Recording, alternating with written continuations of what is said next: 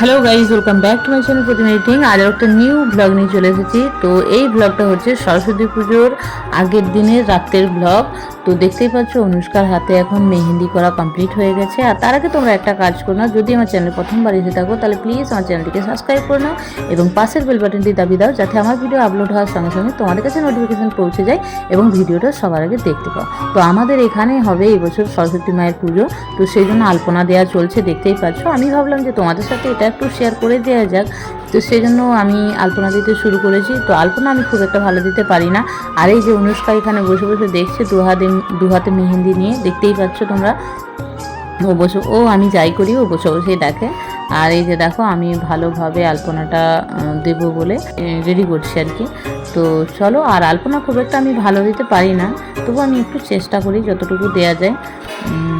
তো চলো, আর এখানে দেখো আরেকজন বড় শ্রোতা আমার আর কি, সে আলপনা দিতে দেখতে এসেছে এবং আলপনাতে পা দিয়ে দিচ্ছে, দেখতেই পাচ্ছ। সে তো আর জানে না যে আলপনাটায় পা দিয়ে দিলে নষ্ট হয়ে যাবে। এই যে অনু আবার এখানে ওকে বকছিল যে তুই আলপনাটা পা দিয়ে দিচ্ছিস।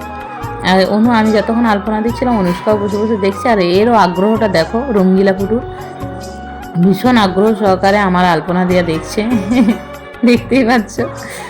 তো চলো, আর এই বছর পুজোর আমরা দ্বিতীয় দিনেই করাচ্ছি, প্রথম দিনে করাচ্ছি না।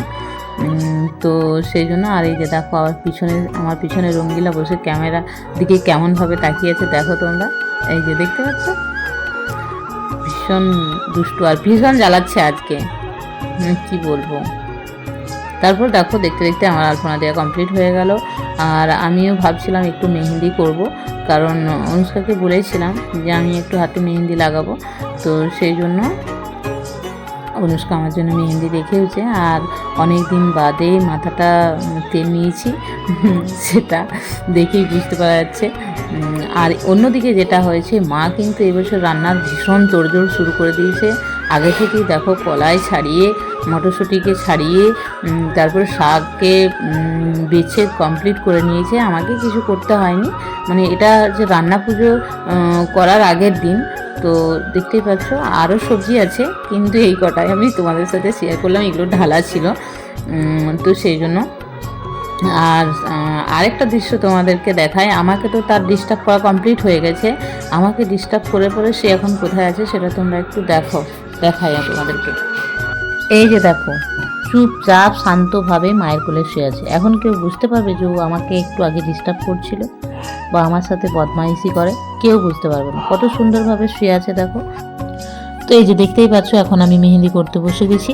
আর এখন কটা বাজছে জানো? এখন বাজছে রাত 10:30। খাওয়া দাওয়া করে পরে আমি মেহেন্দি করতে বসেছি। অনুষ্কাকে বলেছিলাম মেহেন্দি রাখতে, তো ওর যা মেহেন্দি রেখেওছে, এই যে দেখো। আর আমি ভাবলাম যেহেতু এত রাত হয়ে গেছে তো ঘুমোতে হবে, তো সেই জন্য যতটা সিম্পলের মধ্যে করা যায় ততটা সিম্পলের মধ্যেই আমি হাতটা এঁকে নিচ্ছি। আর আমি এমনিতেও মেহেন্দি খুব একটা আঁকতে জানি না, পারি না আর কি। তো চলো এরপরে করে নিই, তারপরে আসছি। এই যে দেখো আমার হাতে মেহেন্দি করা কমপ্লিট হয়ে গেছে। তো এরপরে এই হাতে মেহেন্দি নিয়ে আমি শুয়ে পড়বো, কারণ অনেকটাই রাত হয়ে গেছে। তো এই যে দেখো এখন আমি শুয়ে পড়েছি। তো চলো, টাটা।